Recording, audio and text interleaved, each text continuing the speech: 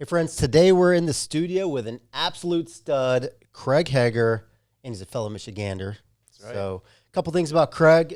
Lead luxury sales manager at Ecofine Properties, one of the biggest brokerages in northern Palm Beach County. He's been at Ecofine Properties for about 10 years. 2022 sales volume, $108 million. Year to date, crushing last year, $70 million. And I think you're only 33 years old. Yeah, 33. 33 years old. The guy always gets up early, always dresses sharp. I love that. Look sharp, be sharp. That's what my daddy always told me. Yeah.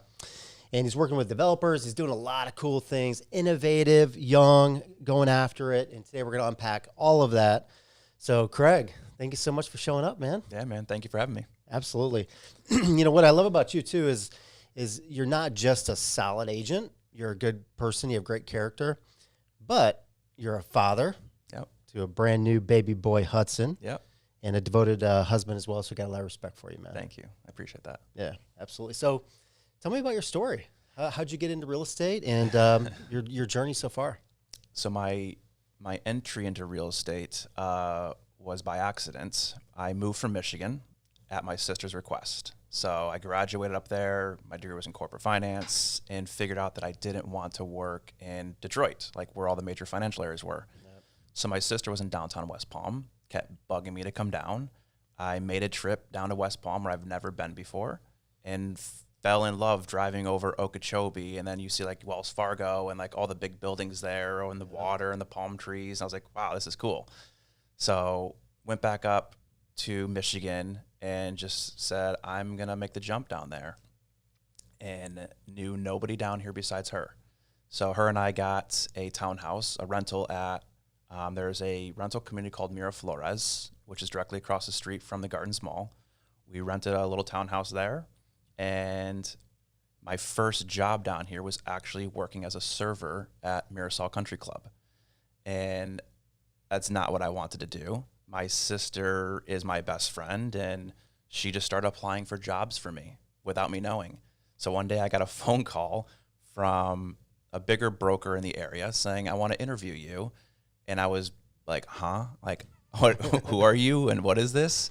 And he's like, gave me the name of the company and his name. And I was like, okay, I mean, I was 22 years old. I'll take the interview. Took the interview, got the job. And my start was taking lock boxes off homes, photographing homes, and really just full admin capacity. But like, I didn't know anything about anything. I didn't know what West Palm was, to Boca, to Delray, to Palm Beach Gardens. I had no clue what anything was. Yep. But I wanted to learn and kind of open up my eyes. And inside that company, I was there for a year. I ended up getting my license there, and then just kind of like slowly morphed. I ended up doing deals with Innovation Homes, who's basically the biggest hedge fund who owns thousands of properties in the area. Yep. And we were cold calling around trying to find them properties. And that's how I kind of got my break into it, is finding off-market deals for them and cold calling the world. And that's not the route I wanted to take. So I then got an email from who I'm currently with now, which is Jeff Lichtenstein. And Jeff was just a blanket email for an admin position. Again, I'm 23 at this point. And it was like, do you want to make $60,000 a year? And I was making $10 an hour at the other office. And I was like, yes, 60 grand? Yeah. Yes. So I took the meeting, and the interview process that Jeff had back then was completely different than it is now. He sent me a questionnaire of 100 questions of all sorts of different things, really trying to get to know your personality. And then I went through a 3-step interview process. One was with his assistant, then it was with his father, and then it was with him. And ultimately, I didn't get the job because I was too young. So they ended up hiring a woman who had much more experience than I did. And 2 weeks later, that woman didn't work out because she clashed heads with another associate in the company.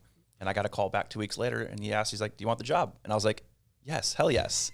So then that's kind of how I moved over, and then things just morphed and obviously grew from there. So that's 10 years ago. I've been with Jeff for 10 years now. That's awesome.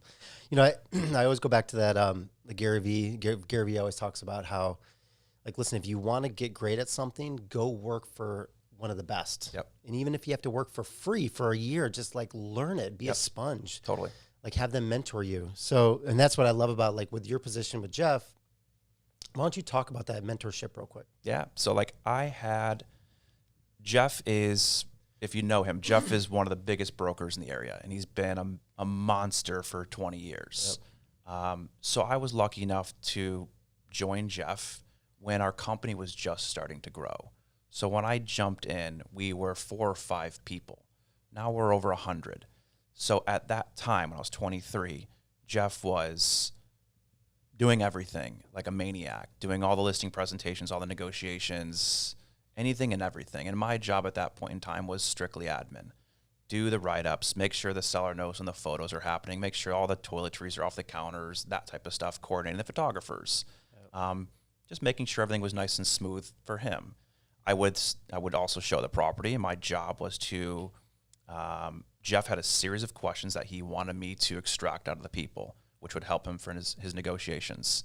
So when we felt someone was warming up or an offer came in, I would then follow up with an email and say, Jeff, here's the play-by-play of who these people are, and that would help him go start negotiating. So obviously I learned like how he worked with things, and then I created my own monster and just kind of soaked it up like a sponge, just like you said. And what was nice is Jeff and I sat in the same office before COVID for 7 years. So I would see how he worked. We do probably 100+ transactions a year. So my volume and deal flow and like where problems would happen, I was just seeing everything.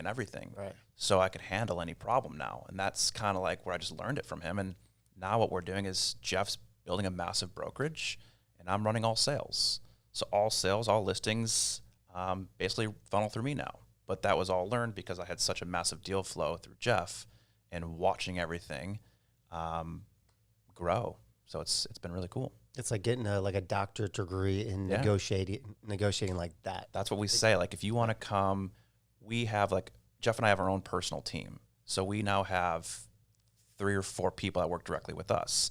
Yep. But I have an open door policy. So like any agent that joins our company, come open up the door, come sit with me. Every call I take is on speakerphone.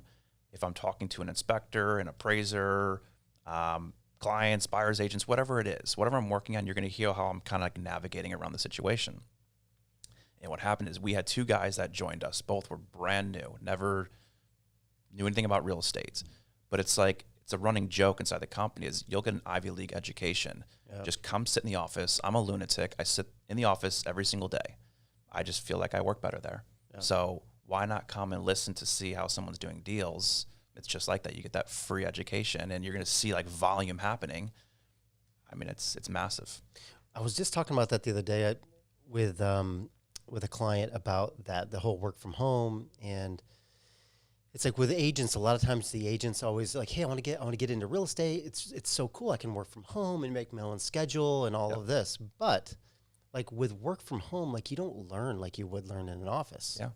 And like just exactly what you said is like by being in the office and by hearing the conversations, by bouncing things off each other, like your knowledge base, your growth curve is like exponential. It's through the roof.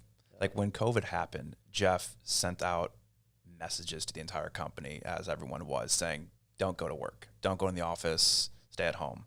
I listened to Jeff for a week and I was like, I can't. Like at that time, obviously everyone that was doing deals, like the world is blowing up and like people weren't stopping, like people were moving down here and you were busy. Yep. But like I couldn't work at home. My wife works from home on a normal basis. Then I had 2 dogs. I have a Siberian Husky who's a lunatic and doesn't stop talking. And every time you get on the phone, he knows. So I'd have to go pace outside. I'm like, okay, now I got to go grab my computer again. Like I just couldn't do it. So I was like, I'm going back to the office. So I was the only one there for a long time until we brought another person in to help me. And then it was just the 2 of us there. And that was it. And I haven't stopped. But it's like I've always played sports. It's always like a competitive nature in a healthy way. Like if I see you doing a deal, I'm like, that's awesome. Congrats. Yep. Now where's my next deal? Like I want that healthy competition, but it's also like, okay, how can I help you? But like keep like that friend aspect going and keep everyone elevated and moving forward. And that's why I like being in the office. Like there's a camaraderie that you kind of like work with and everyone feels the energy. Yep. It's a good spot. Let's talk about sales because when you go back to like first starting to get into real estate, you got that job as an admin, got with Jeff. Like, would you consider yourself a salesperson at that point? No. So is sales a learned skill, or is it a? I think it's within you, and I think once you find passion for it, then it just organically comes out. Like, I was always scared of sales growing up. I was like, oh, who wants to be a sleazy salesperson? Yeah. But I think you take that out. Like, the way I was explaining this to Jeff yesterday is like, friend first. Like, be friends with your clients. Friends love to go shopping. So if you and I are going out for dinner and drinks, or our kids are hanging out, real estate's going to organically pop up, and you're going to ask me for my opinion. And talking real estate's like a second language to me. Like, it's just going to flow naturally. Yep. And you're like, okay, hey, Craig, what do you think about this house over here, or like that neighborhood? Like, I have knowledge on it. I'm going to give it to you. And then one day you're like, hey, let's go take a look at that. So I think going back to like, is it natural? I think it took some time to kind of understand like what it was, but like once I figured out that I liked it, then it became natural. But it was like a weird curve, like moving around it, like, okay, I don't want to bother people. And I think it's really finding out like, what's your mojo? Like, how do you like to dance and move with people? Yep. I agree. I mean, I think sales, I think the word sales has a bad connotation to it, but like for me, like sales is all about relationships and value. Yep. So it's like, what kind of relationship can I develop with this person, and what kind of value can I give them? Totally. Because if you provide great value, like if I'm looking at talking to a client, like if I'm providing them a lot of value, they're probably not going to shop around, with every single lender in town trying to negotiate the craziest deal. Yep. They're going to trust me that I'm giving them the best deal. Totally. But it's all about developing that relationship, that rapport, and giving them a ton of value. It's also like, we always say with any of our sellers, have that personal relationship, know them on a personal level.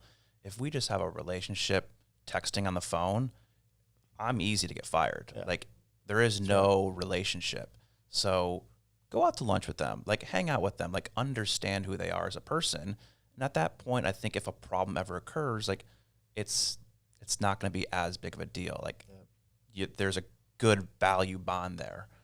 So that's kind of always approached it. It's funny. My mentor, Rick Ruby, he always talks about, be live and local. And I remember him talking to a group of real estate agents back in May, some of the top agents in the country. And he's like, listen, you're selling a $3 million house. Your commission is what? $60,000 on this deal, and you're not you're not bringing the offer in person. Yeah. Like, go present it in person.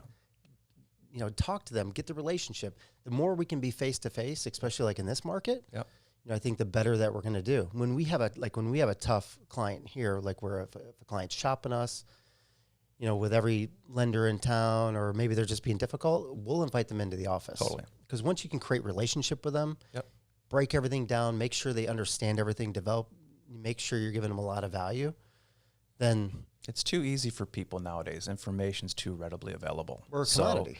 Real estate's a commodity. Everyone's got a friend who's a professional of something, and they're going to hear their opinion, and I'm the same way. So like, come to my office, let's sit down, and I'll lay out like, look, this is how it normally works. Here's what to expect. Here's any future problems that can come up. You're just trying to give them all the upfront information. So, if they go with the other person and something ends up not working, you did your job and you hopefully prepped them, and maybe they come back. Yep. That's what it is. I'm all for bringing them to the office too, and just sitting there face to face. I love that. What would you say your real estate superpower is? Like, they're going up. I mean, there's some great agents in town. Yeah. So they're going up against the Craig Heger, and then the who's who of everybody else in town. What's one thing, I don't know if it's a superpower, but I'll wear a suit every day. I think first impression is important. Yeah. They see that you obviously care about your job. I'm not just rolling off the golf course or sitting at the bar. I have passion for what I do.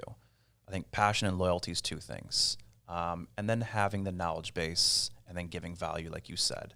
So I know a lot about every little thing in the area. I don't know everything about everything, but I can give you knowledge on most things. And I think if I just give you some knowledge, it's enough to kind of keep the ball moving until I figure out what they want. Yep. And then my other biggest thing is really prepping people. whether that's a buyer or seller, try to prep for any future situation because, as we know, nothing is perfect. I can't control everyone in the deal, but I can control what we're doing and how I'm giving you the information, but I can't control what a buyer's doing, what their lender's doing, what their job's doing. Like, things happened. So as long as I prep, like, here's what could happen, and if it does happen, I have a solution for it, and I can fix that solution.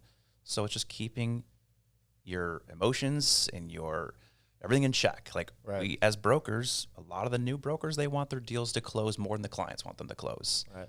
But it's just being there for them, I think, is what it is. Expectations, communication. I have to say, being on many deals with you, right, you know, that's what we see on the lender side, is like you're always very clear on expectations and communication, and you stay calm. Yep. That's the biggest thing. Keep your emotions in check. Yep. You don't want to run rampant because you don't know what the clients are dealing with. They could have a billion different emotions, and we joke and say, look, we're part-time therapists. Like, you've got to be there and be the punching bag. Yep. So keep them calm, let them know everything's going to be fine. We'll work through whatever's going on, and that's that. And it's contagious. It is contagious. Like if the agent starts getting emotional, it's nuts. Then all of a sudden, like, the wife starts getting emotional. Yep. Then the husband gets mad because now the wife's upset. Yep. And the whole thing just gets and it goes. And you got to know who's the other broker on the other side. Like, if you've done a deal with them and you know how to play ball with them, okay, we're going to be good. But if it's somebody you've never done a deal with, am I picking up all the legwork and am I moving this thing forward? Like, I don't want to go rock the ship because I don't know what they're going to say to their clients. So it's just keeping everything smooth is the biggest thing. So what would you say to a 22-year-old Craig Heger who's just wanting to get into the real estate business today? Look, it's a beautiful business. It is, if you're competitive and you like to help people and you like just solving problems and figuring things out, this is definitely a good operation or a good business to do. So what would I say to a 22-year-old? It's a good question. Don't give up. I think it's easy in this business to want to give up when you feel you're putting all this work in and you're making all these calls and sending all these emails and note cards and everyone's ghosting you and not answering you. Like, it's deflating. Yeah. And when you know you're a good person and like you have people's best interests, I think that takes the win out of a lot of people's sales. Yeah.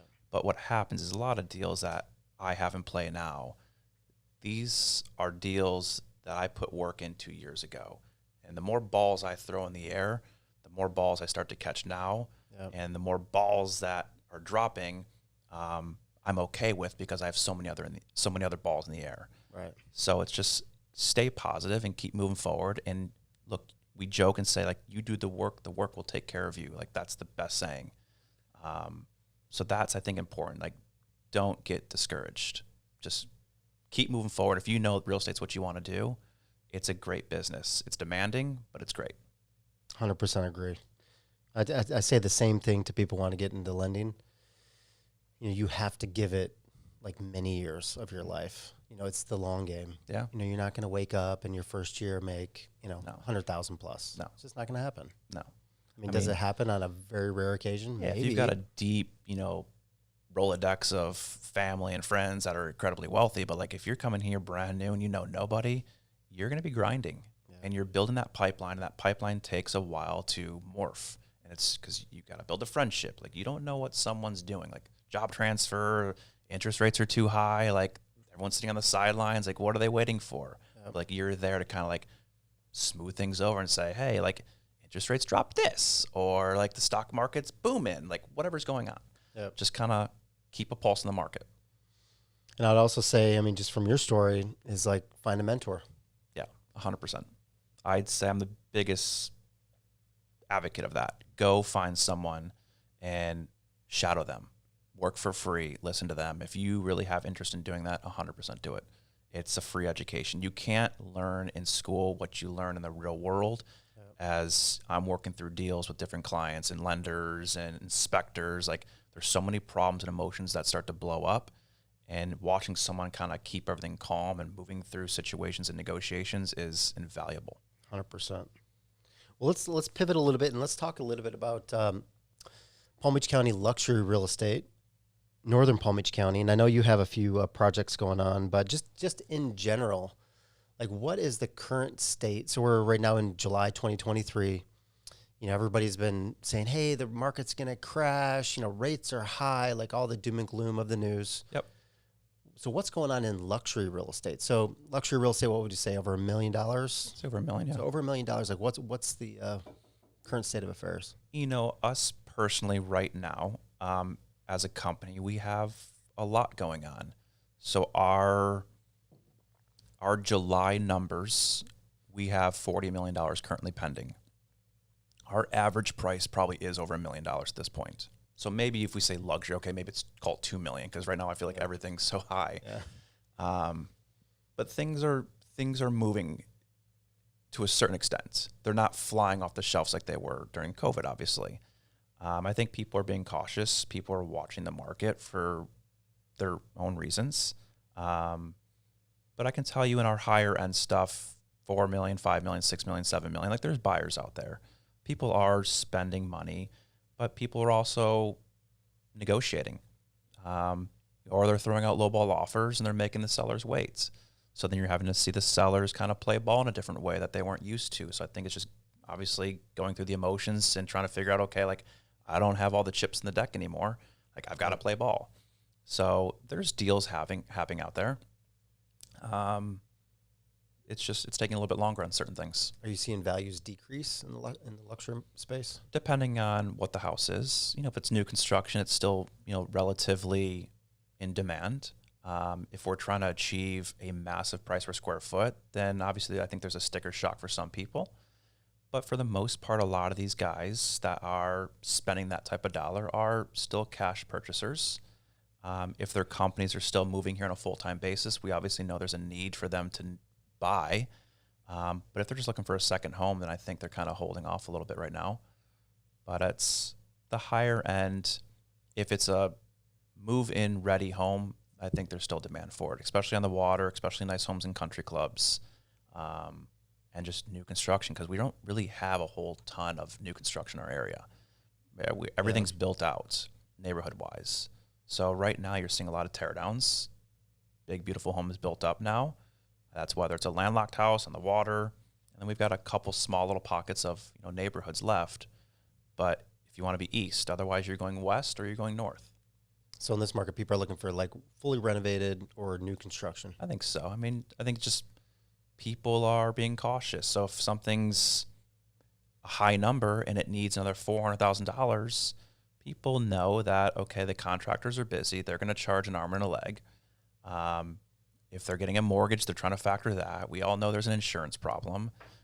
Taxes, they're going to factor. Like, there's just a lot of variables that start to go into their minds. So I think that just puts the pause on things if they have to do a massive reno or just a deeper thought, or encourage them like they're going to make a lowball offer.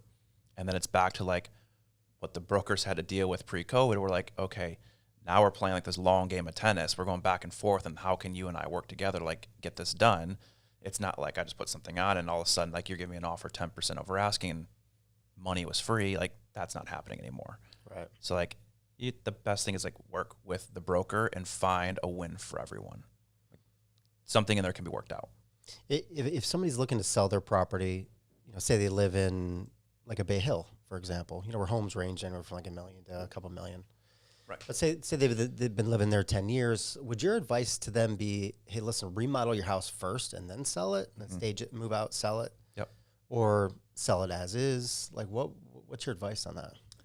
I think it depends on what they're trying to achieve. Like if they are just selling just because they want to sell, or are they selling if they have a job that they have to go move to? Like if they have a gun against their head, I don't think they're going to have the time to do that. Right. If we're just trying to achieve a big number, then yeah, I think the first question people are asking nowadays is, how old's the roof? Roof and windows. Roof is a big problem, and I never had that pop up. Go back pre-COVID, and the running joke was always like, nobody walks into your house and says, oh my God, I love your roof. Right. Like, I love your roof, I'm buying your house. Like, it doesn't happen. Now it's happening because like I can't get insurance, so it's like the leading question. Okay, yeah, I can do the cabinets and the floors and all the sexy stuff later. Yeah. But if my insurance is like triple the cost, I can't afford it. Like we have people that bought a house. They put $200,000 in the home, and they did a stunning remodel. The only thing they didn't do was the roof. And their insurance just went up 3 times the amount. And he's like, I can't afford it. So he called me. He's like, I'm going to have to sell. And it breaks my heart, but like, I can't afford the house because my insurance is through the roof now. And he goes, I put all the money into the stuff that I'm going to enjoy, not the roof, because I thought I had 5 years or whatever it was. Right. And that didn't happen. So I would say, to answer your question, take care of the roof if you're planning on selling. That's a big number. And then the rest of the stuff, get a broker that can kind of sell the inside. Like, it's all easy, plug and play. Like, it's not that big of a deal. But if you have time, go for it, depending on if the numbers make sense. Yep. What are some of the what are some of the features like in the luxury space that buyers are looking for? People are still, what I'm feeling is people love the open concept still. What I'm seeing now with COVID shifting things is your outdoor space is becoming incredibly important. Beautiful pools, nice summer kitchens, just outdoor areas. That's attractive. We, in our new development, we are finding that people like our modern European style. Everything's seamless. Everything's got paneling on all the appliances.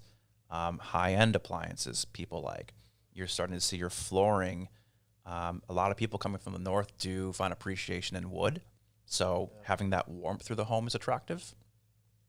Black windows, oddly enough, is attractive versus like a white paneled window. If we put that in some of our homes, it's like the kiss of death, because everything on HGTV has black, and that's just what they see. And then big, beautiful tiles. So like 24 by 48s ran up the walls, like a big porcelain tile, big seamless glass showers. That seems to be really important. High ceilings, lots of volume, lots of light. Have you seen the color palettes change? Because like for the longest time, I was like white and grays, white and grays. I think gray's fizzled out. That's too sterile now. You're seeing more like earthy tones. Right, like the warmth. color of this. Yeah, like warmth. Black is still like a staple. Then we're bringing the browns, the creams, like that's coming in. But gray, I feel like for floors, that's fizzled. White's still, I think, timeless. People will play with white, maybe two-tone it with a different color. But yeah, I mean, styles are always changing. Yeah. So tell me about some of the new developments. So in addition to working just with buyers and sellers, you also are working with some developers. And I know you're working on this big project up in Jupiter. So I'd like to learn about that, and then some of the other projects that you're working on. Sure. So do have a new we have a new development up in Jupiter. It's 20 homes. We'll have 4 different models with 6 different elevations. And what's really unique about this is our area has had a need for modern contemporary. Like, you'll see some of these bigger box companies drop in a little bit of it, but they don't go full blown. Our style is modern contemporary. Our interior packages are very modern, very European, where it's just flush. There's no hardware on the cabinets. It's what we call a gola. So your hand goes under it, it pulls it open, or you press the cabinet, it pops it open. So the development itself is 20 homes. It's super clean and sexy. There's no amenities. It's just one street in, one street out. We range from 4 bedrooms to 6 bedrooms with like lofts and offices. Every house has a 3-car garage. The lots themselves are about 1/4 of an acre to, I have some that are slightly larger, close to under half an acre. Some of the homes will have a little water view with a fountain, but it's in a prime spot in Jupiter. It's right by Pennock Point. It's east of 95.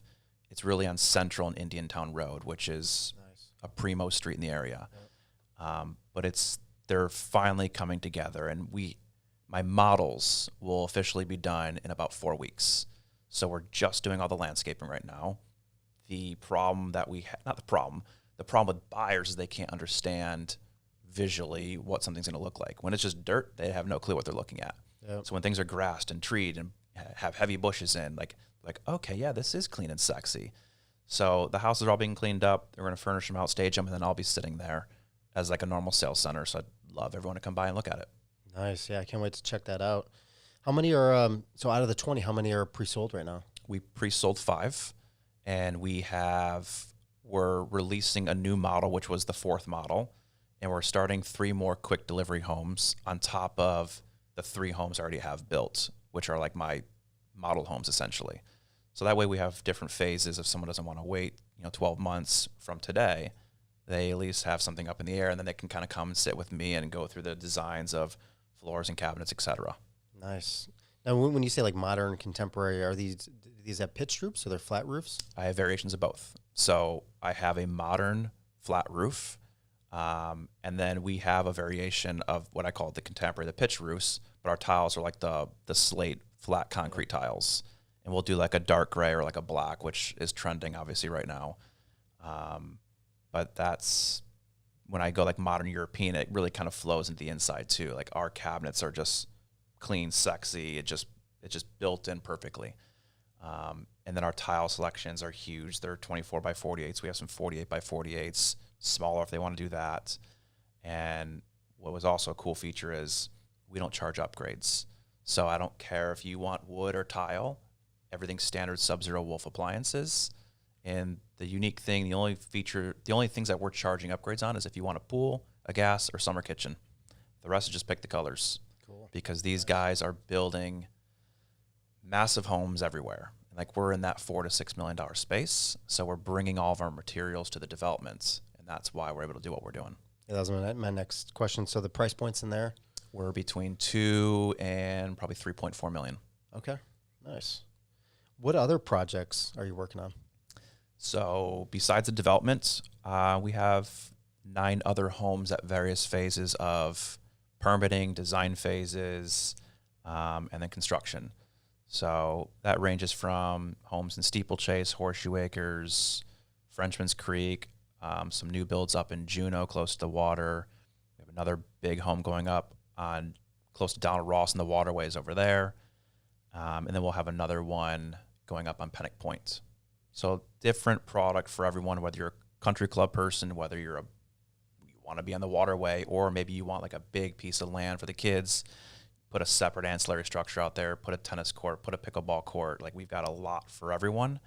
So that's what I love about this area. Yeah. I mean, we have everything. It's sweet. It's like literally you could live in Steeplechase and have like an acre of land, tennis courts, pickleball. Yeah. Kids can run around forever, huge outdoor space, or you can go live on the intercoastal, right? Have a boat in your backyard, or you can live across the street from the ocean, or you can live in a golf course community. Yeah, and it's everything. All those homes, they're within a 10-mile radius of each other. Yep. And you're right there. They're not all gated, but Steeplechase is gated, Horseshoe Acres is gated. The only one that's not gated essentially is Pennock Point, but like I'm right across the street from Ricky Fowler, so like you're okay. I mean, they're all the golfers are right there. Actually, no, I'm right across the street from Brooks Koepka. They're all right there. So it's cool. Are you seeing more demand in any of those areas? What we're finding is Pennock Point's really attractive. Pennock Point, I think there's an attraction for a lot of the locals who know the golfers. So you've got, obviously, Ricky, you got Brooks. There's 2 more golfers that are moving on Pennock Point. We're building a home for one of them. I don't want to say the name yet, but like these are top 10 players. These are huge guys. So like that's like the new little mecca. And so I think as the locals, people like that because it feels like old Florida. It's still really private and exclusive with the big trees, but that can also have a huge compound if I want it.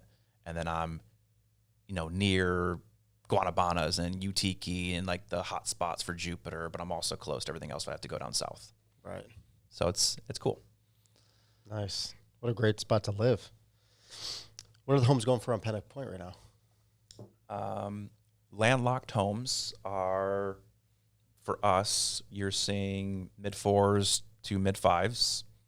Anything on the water, depending on what you have, I mean, they're $20 to $30 million, depending on what you have.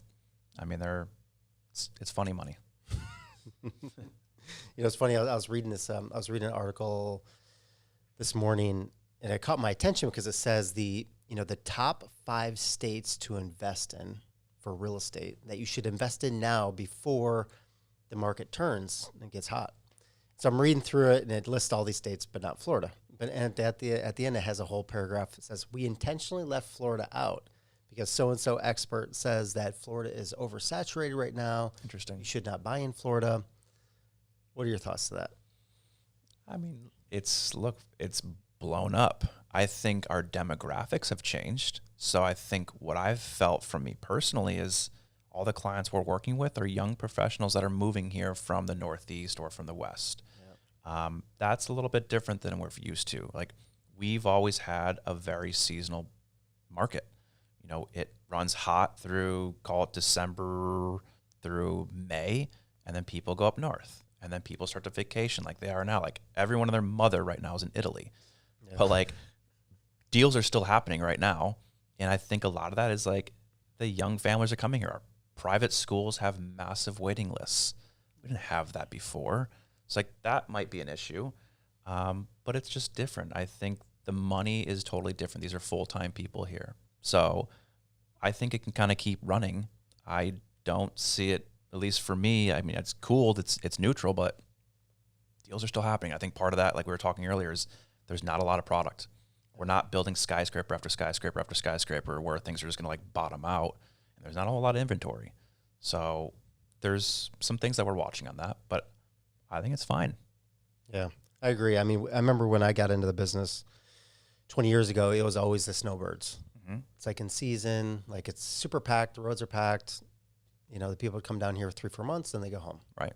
But it's not like different. That. It's I mean, all of our new developments, I'd say 6 out of 10 of these people are financial firms, people that are moving their firms from New York, from Chicago, and they're coming here full time.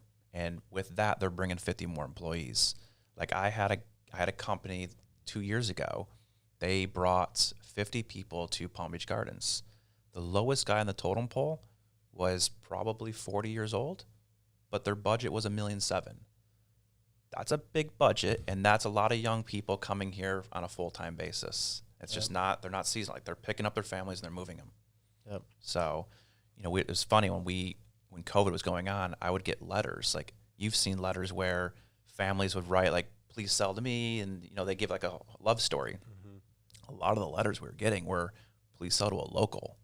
Like, please don't sell to someone from New York or the Northeast, like, because they knew that money was pushing some people out. You know what's going to be interesting to see is that when rates go down, because right now there's a lack of inventory. One of the reasons being is that everybody's sitting on low rates. Mm-hmm. So, like, if you're in your home and you have a 2.5% mortgage, like, and you have to get a mortgage on your next property, yep, like, you have all this equity, which is great, but like, you know, why would you get rid of a 2.5 loan and go to a 6.5? Like, yeah, it just doesn't make a lot of sense. Yeah. So it's going to be interesting to see when rates come down, like maybe into the high 4s, maybe get some points. If we get to high 4s, you're going to see a big rush. Because people are going to be like, oh, okay, well, sure, if I can unlock $1 million of equity and I maybe go up a little bit in rate, yep, maybe I'll do it. If we got to high 4s, mid 4s, I think there's going to be another bum rush of things going on. Yeah. We have a lot of pent up demand. Not necessarily people that already have current homes, it's just people that are like waiting on the sideline. There's always that portion of buyers that are like waiting for the worst, like this recession, when's it going to hit so I can buy. Like, that's going to happen, and that will definitely shake things from the trees. Yeah, for sure. Another thing I've been seeing too is like these accidental landlords, because we'll get a lot of clients that will apply, and instead of selling their house, mm-hmm, like, well, listen, I got a 2.5 loan. I mean, you know, my total payment's $2,500. I can rent this place for $4,500. Yep. So it's like, why would I sell it anyway? I'll just rent it. Right. And so you're having these, you know, they don't necessarily want to be landlords, but they're falling into it. And then I think what could happen there is, you know, if they move out and they take their homestead off, what happens to their taxes and their insurance? That probably goes up. And then those accidental landlords that weren't meaning to do it, like, oh, crap, can I really afford this? Do I want this headache? Could that put some more inventory in the market? Yeah. Maybe. Yeah. So it's interesting to see like what's going on. Yeah, it'll be very interesting to see how things play out. So the Craig Heger future goals over the next 5 years, what are you thinking? Well, next goals for personally, my wife and I want to build a house. Now we have one little baby. My wife and I want to have a second. So we want to, you know, move to something nicer, move in east, work-wise, you know, focus on building the team. Right now, we've got some really cool people that are joining us, and I want to help elevate them and take us to a next level. You know, Jeff and I want to take Echo to $1 billion company. We want to do over $1 billion in sales. We did 500 or a little over 500 last year. We'll do that again over this year. Yep. But we want to continue to grow and expand. So there is a lot of growth and just keep elevating people. So personal side, look, probably want to hit 250 in personal deals and then continue to grow Echo over $1 billion. Love it. Love it, man. That's awesome. Cool. So I want to do a little rapid fire. Okay. Rapid fire questions. All right. Favorite hobby? Favorite hobby? Well, now that I'm older, I'm a foodie. So going to Yeah? restaurants. That's actually my next question. Favorite restaurant? My wife and I are going to go on our first date night since we've had our baby. So we're going to River House. Nice. Good spot. Favorite business book or podcast? Business book or podcast? Great question. You know, like the guy that I've kind of watched through my career has been Ryan Serhant. So I've listened to all his books and all his just vlogs and things like that. Yep. So I guess I could say him just from a personal business level, watching how he's kind of like navigate through the business. Like that's been a big inspiration. Nice. Yeah, he has some solid content. If you could have lunch with one person, dead or alive, who would it be? We'll say Ryan Serhant. Okay. Favorite place to buy a suit? I like Boss. Boss is my jam. Oh, yeah. That's solid. Can't go wrong with Boss. One word that describes South Florida living.